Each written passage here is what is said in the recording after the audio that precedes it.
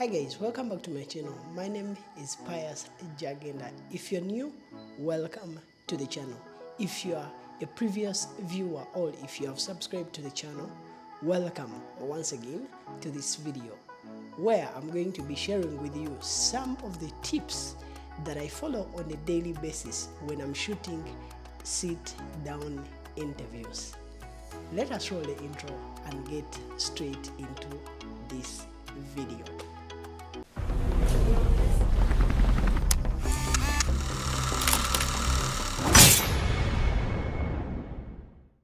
Tip number one, take time and study the location where you're going to shoot from. It is very important that you as the videographer or as the director that you study the environment where you're going to shoot from.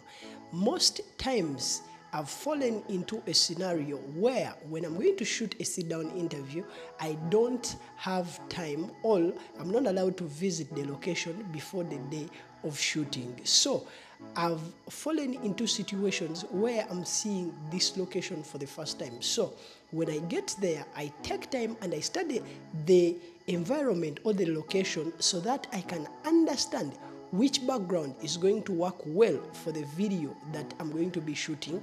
But then also, it is so important that the background you select rhymes with the topic of the video or what the person is going to talk about.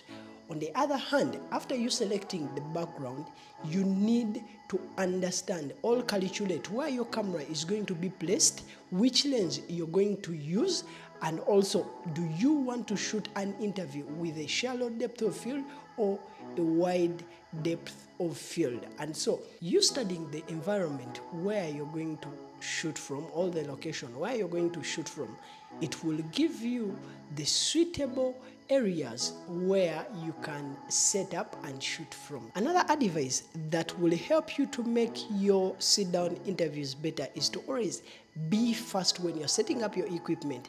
There are going to be scenarios where the person you're going to interview is running out of time, or that person is going to give you very little time. So you need to always set up your equipment fast, but as you're setting up this equipment fast, take time to be careful. Or as you're setting up this equipment, be careful so that you don't lose anything while you're organizing or while you're setting up this equipment.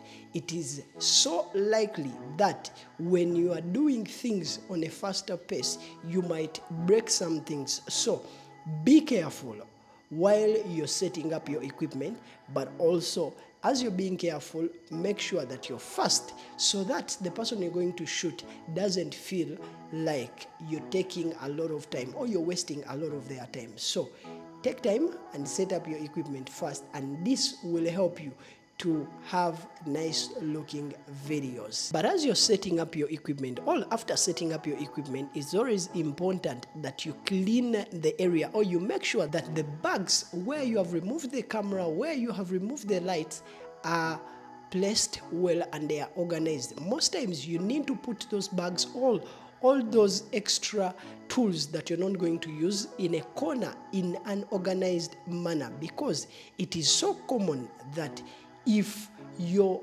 trying to be fast, you're going to leave the place disorganized. It is very important that you make sure that you organize your bags or you place them in one area where people who are going to come on your set feel there is space for them to move around, and they are going to feel that that space is clean. The reason as why we create these videos is so that the person who is going to watch your video can concentrate on the person who is speaking in your video, but also can consume the message that is being delivered without distractions. I've seen so many interviews on a daily basis where the person who was shooting an interview decided to place a lot of things in the background that are destructive. At times, if the interview is being done in a busy area, you'll see that sometimes there will be people crossing, there will be people passing in the background, and the person who is viewing this interview is not going to get time to concentrate on the person who is speaking. So take time and study your background, but also use the f-stop to separate your subject from the background. You're seeing that in this video, I decide to shoot on a shallow depth of field so that my background is not as focused as me who is speaking. So for you, if you want to make your sit-down videos better, take time and separate your subject from the background. Like I always say, audio is so important compared to the quality of the image. People are willing to watch bad videos as long as the audio is good, but people are not willing to watch a good video with bad audio. So take time before you start interviews, or before you start conducting these interviews, take time and test the audio of your video. Try and test record before you start conducting this interview. One of the ways that I make sure that my audio is good is monitoring it. So you need to always move with earphones or headsets that you can plug in your camera or in your recorder so that you can listen while the person is being interviewed, or while the interview is going on. Another way where you can monitor your audio if you don't have a camera that supports earphones or headphones is to always watch the buzz so that you can see that your audio is being recorded, and immediately after the interview, take time and listen to that video before you let the person you're interviewing to go. But if you want to make your sit-down videos better, take time as much as possible that you monitor your audio. And one of the ways you can monitor your audio is, one, by having headphones, 2 is looking at the buzz on your screen, and 3 is always test record before you start the interview and listen to it. And 4, when the interview is done, take time and listen to that interview so that you're sure that the audio is on the camera. One of the ways that has helped me to make my sit-down interviews better is to always shoot in 24 frames per second.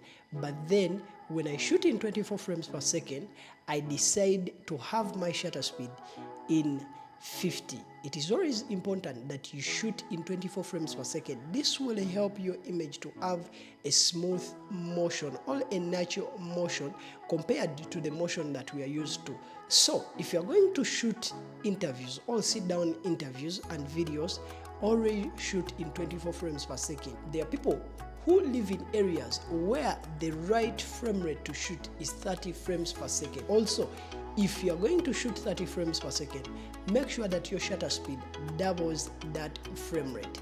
But I've seen people making mistakes while they are shooting these videos.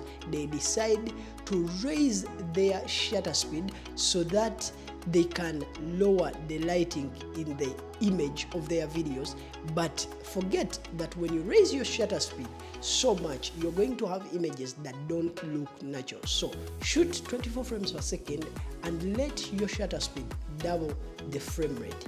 And while you want to reduce the light in your image, if you're having a lot of light where you're shooting from, try as much as possible that you lower your f-stop, because that will not bring any effect to the motion of the videos. My name is Pius Yagenda. If this video has been useful to you, don't forget to like and subscribe to this channel, because that helps me to grow this channel. I'll see you in the next video. But also, before you go, comment, let me know which tips do you follow, or which tricks do you use as a DOP, as a filmmaker, as a director, while you're shooting sit-down interviews, so that we can learn from one another. I'll see you in the next video.